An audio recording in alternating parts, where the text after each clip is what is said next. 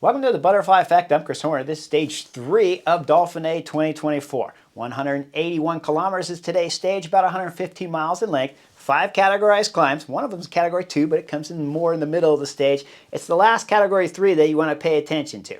3.8 kilometers, 5.2% average. So we know under 6% that it's going to be a tactical battle. Much like I told you on yesterday's stage 2 of the Butterfly Effect, expect a lot of the same here on stage 3 because at under 6% on the final climb all the way to the summit of today's stage 3 of Dauphiné, you know there could be attacks left and right. Yesterday we had a large peloton. It was over 90 guys going over the penultimate climb, and we still finished with a ton of numbers on general classification when they finished yesterday's stage 2. And today's stage is a little bit softer than yesterday's, so we should expect a tactical battle at the finish of today's stage 3 for sure. When the cameras come on, over 60 kilometers to go, 3 riders in the front. Remy Rojas is there from FDJ. Harry Sweeney's there from EF Education, and Nicolas Prudhomme is there from AG2R. AG2R has been spectacular this year, and they're trying to win a stage here because they lost out with 150 kilometers to go, 150 meters to go on yesterday's stage 2. When we saw Bruno Aramai come up just a little bit short, but he almost got that stage win. So they got another guy representing in the break up there, and FDJ wised up. Yesterday they rode guys on the front. Today they're putting guys in the break. With those 3 riders up front, the time gap's always controlled because X is on the front of the peloton back there. They're going full gas. They got all their team there. We see the yellow jersey there. That's Magnus Cort there. He won yesterday stage 2. That's why he's wearing yellow. We know right now this team wants to bring everything into a field sprint because they won yesterday and they're wearing the race leader's jersey. So they don't want to give up yellow, and they would like to win a second stage here at Dauphiné. That's why they're riding the front. Now the cameras focus in on Primož Roglič, and we see on the left side of Primož Roglič, he's gone down. His left side of his shorts are a little ripped up, and then kind of the center back area there is kind of tore up on the jersey too. So we know Primož Roglič crashed at some point in time before the cameras came on proper. I'll explain more of what happened afterwards in his interview. As we see X riding the front, they're going full gas. They got the front group under control. They're bringing it down to about 1:15. We get into about 1:10, and we got 40 kilometers to go. Now we'll see Chris Jensen throw an attack from Jaco Lula. He throws an attack, he's bridging the gap, and as he's bridging the gap, we see the next FDJ rider back there, Valentin Madouas back there, as he's trying to close the gap too. And you see him there closing it, but he's not quite onto the back. And we see Chris Jensen's a little bit closer to the front group of 3. He'll bridge across. That puts 4 guys up there. Now the FDJ rider up there, Remy, he's going to start having some discussions with the other guys, but they're not slowing down for Valentin Madouas back there. So Valentin Madouas is going to spend about 10 kilometers in the wind, finally blow and get caught by the peloton being led by X, and we got 4 riders in the front group, but the gap is still only at about a minute. Now we're coming into about 28 kilometers, 29 kilometers to go. They're going to narrow up into this bridge. Then we look at the back of the peloton. There's a crash there, and Chris Hoppa's going down for Jaco Lula. Now, he rubbed hard over on the rough concrete edge there of the bridge.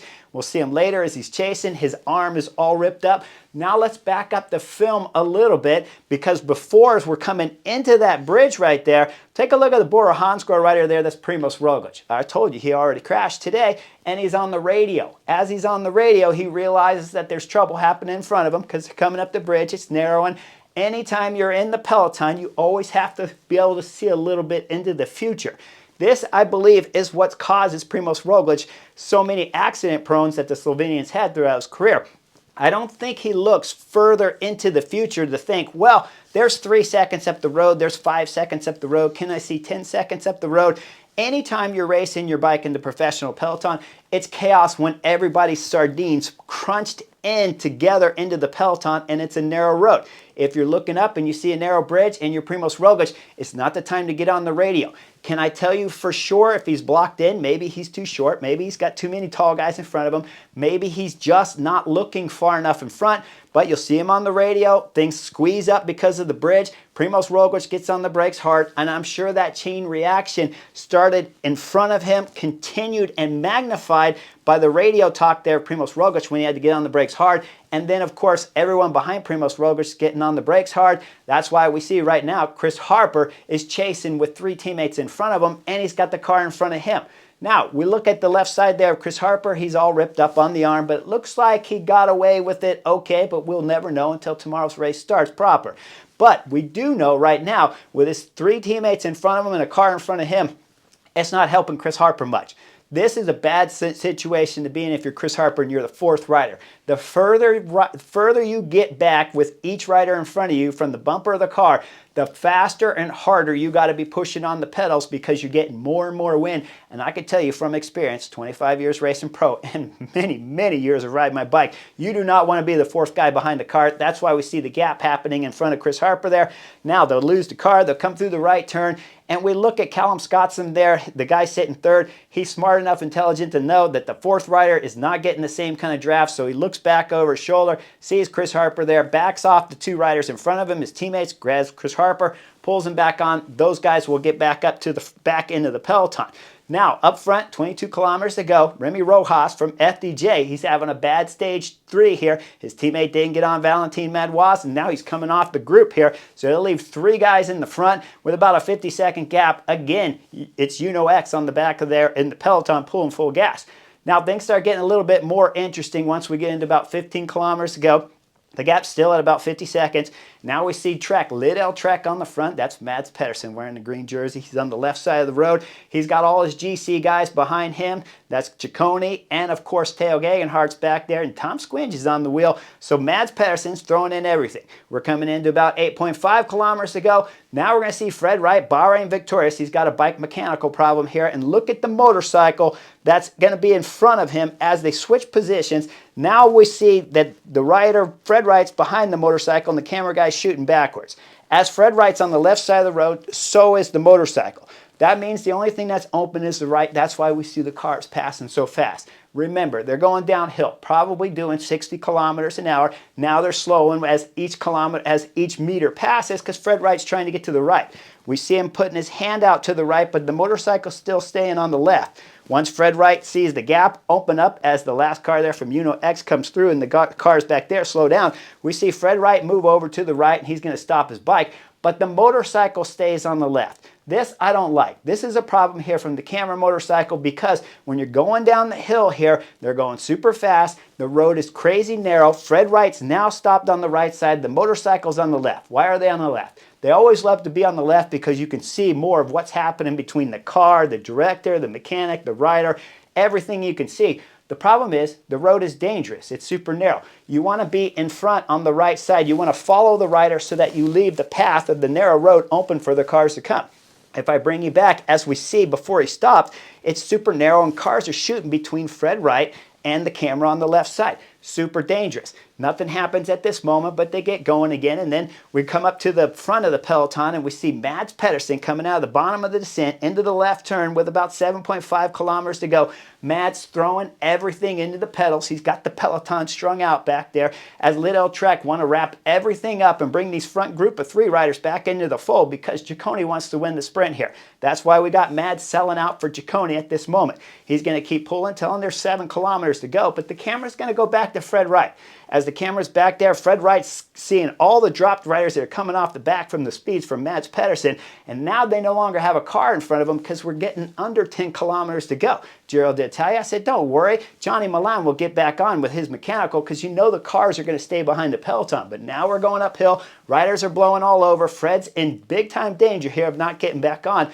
But look at the motorcycle. It starts making another knucklehead move here as we start seeing the Israel Premier Tech car coming up. Now we start seeing Dylan Van Barley dropping out of the front group there for Vincent Lisa bike as he's coming back. The motorcycle, camera motorcycle, accelerates onto the right side up to the passenger door of the Israel Premier Tech car.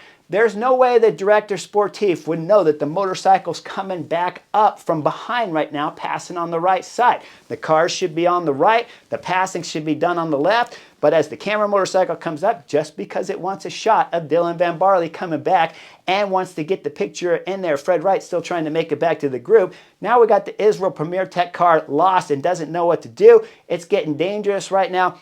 Finally, the camera motorcycle backs off a little bit. The Israel Premier Tech director driving the car knows that there's a little bit of gap. He'll finally shoot over to the right between the gap there of Fred Wright in the video and motorcycle, and he'll accelerate and get out of the way. None of this needed to happen at this moment. The camera motorcycle here has been dangerous the whole time since Fred Wright stopped and had his bike changed, and certainly as Dylan Van Barley was coming back, when it scooted back up to the passenger side there of the car, there's no way he would probably even be in the side mirror of the car for the driver to know. As riders are coming back on the left side, the video motorcycle's coming up on the right. The Israel Premier Tech car probably would have been blamed for anything negative that happened here if a rider had been crashed or if the camera motorcycle was crashed. But my experience says the video camera motorcycle was always moving around too much, and there's no way the cars could predict what that guy was going to be doing, because the throttle on his motorcycle is nothing like the pedals on bicycles. Once you pass them, they can always come back. That's why we see the chaos. Now we go up to the front of the group.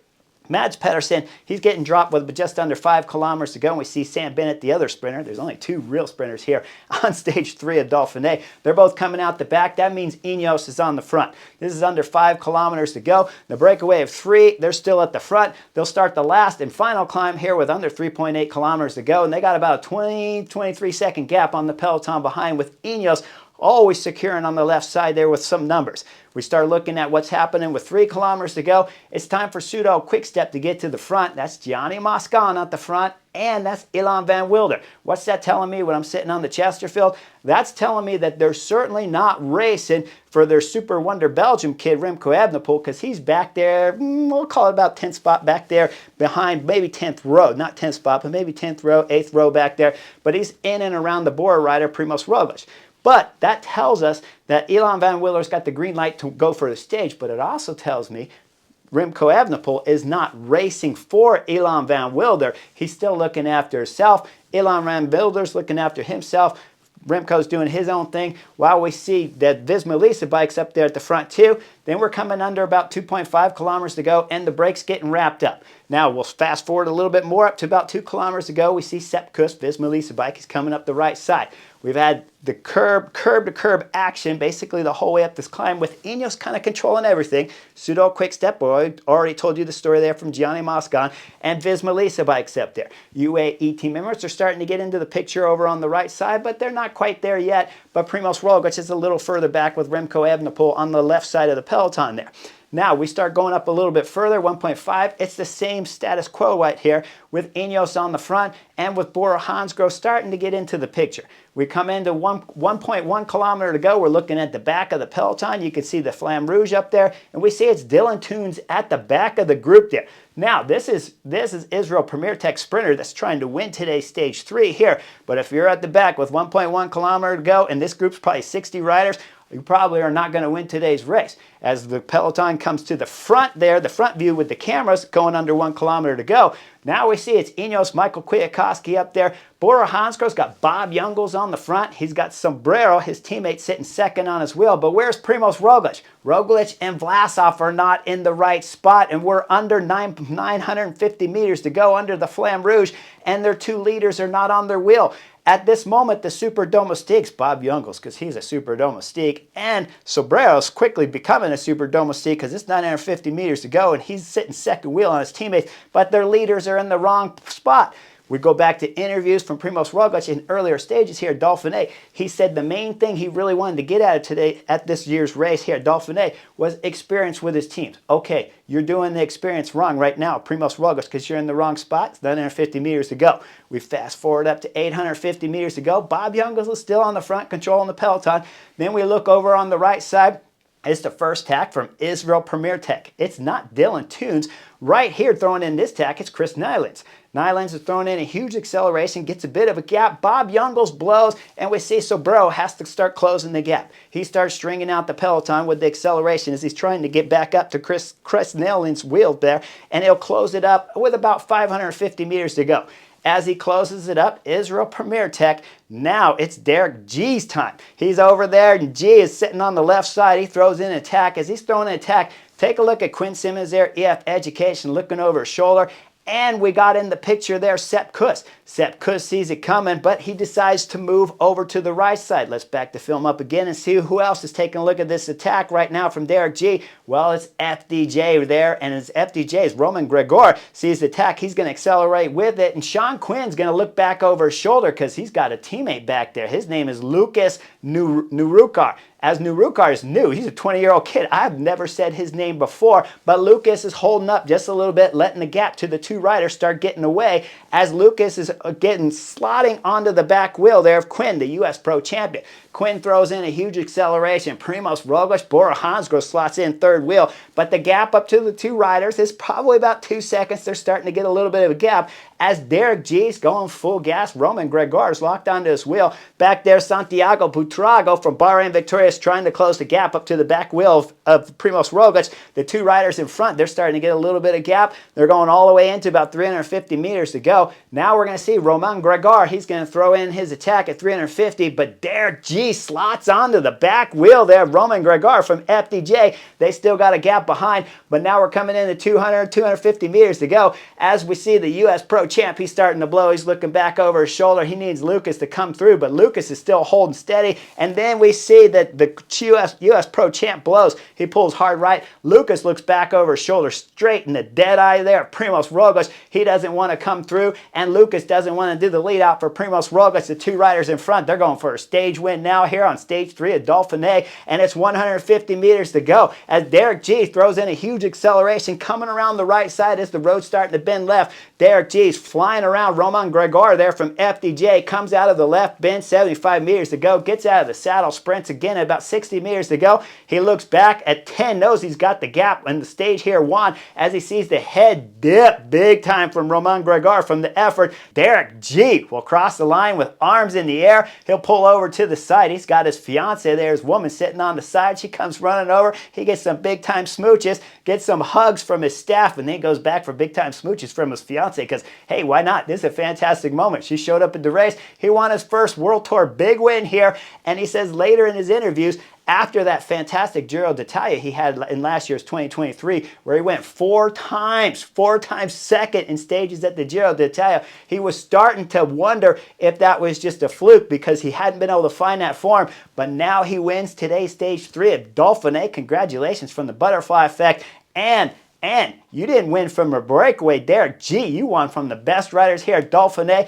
and we're talking about Primož Roglič and Remco Evenepoel here. Ayuso's here. You got a host of talent, and you got 5-6 Grand Tour winners here as you cross the line for a huge victory and a nice sharing with your fiance. Congratulations. Not only did you get the stage win and sit up on the podium celebrating the stage victory, but we're going to see him in the race leader's yellow jersey up on the podium and in tomorrow's individual time trial. Now, second on the stage, well, we know that was Roman Gregor. Third on the stage, Lucas Nurukar. Nurukar, I don't know who you are, but then I went and looked at some of your results. Man, you went top 10 at Au Grand Camion last season, and you went 4th in Frankfurt. Everybody out here watching Butterfly Effect better pay attention to Lucas from EF Education. Because not only is he strong where he got 3rd on the podium here, but he's wise. He knew there's no way he can pull Primož Roglič once his teammate U.S. Pro Champion up there pulled off hard right. He knew if he let it out from there, he wasn't getting a podium. Wisely backed off. Primož Roglič came up. He didn't care about 3rd, so he backed off. Lucas hit out a little bit sooner to the line and held it for a podium. So keep an eye out for Lucas because he's definitely on fine form. And Derek G., man, congratulations. Race leader's yellow jersey and the stage, like I already said. But when we start looking at some of the GC guys, Remco Evenepoel clearly is not at his best. Otherwise, his teammates would have been racing for him. Primož Roglič, where were you? 1 kilometer to go. You got 4 guys, counting you total in the race. Just put Bob Jungels on the front like he already was. Have Sobrero on second wheel, which he already was. Put Vlasov 3rd, which he wasn't. And then you get 4th. Drill it from 1 kilometer to go, bring it all the way into 200, 150 meters to go, and then light it up and go for the stage win. You said afterwards that you just not quite on that kind of form, but I think tactically, if you race it a little bit different, you might have won today's race, gained a 10-second time bonus, but instead he's raced today's stage 3 just like he did on yesterday's stage 2, always at a place at the finish, but we're going to find out for sure in tomorrow's individual time trial just how good Primož Roglic's form is. And remember, he crashed early in today's stage 3. That could affect him in tomorrow's individual time trial. But at this moment, when I'm going to bed here after the Butterfly Effect on stage 3, I'm thinking anything can happen in tomorrow's individual time trial. If I'm Ayuso and I got any kind of top form, I'm thinking I might win the Dauphiné. And every other GC guy here is thinking Primož Roglic might not be at his best because It was his words when he was warming down, not mine, that said, well, he just didn't quite have it to be able to win today's race, and he's not a field sprinter anyways. But we all know he does win on these kind of stages, so I don't really believe that part. I think his form might just be a little bit scrubbed, either from the crash or from the training not being 100% dialed coming into Dauphiné. But everything's up for grabs in tomorrow, stage 4 of the individual time trial, 35 kilometers long, hilly hard. Make sure you like and subscribe. I'll see you guys for tomorrow's individual time trial on the Butterfly Effect.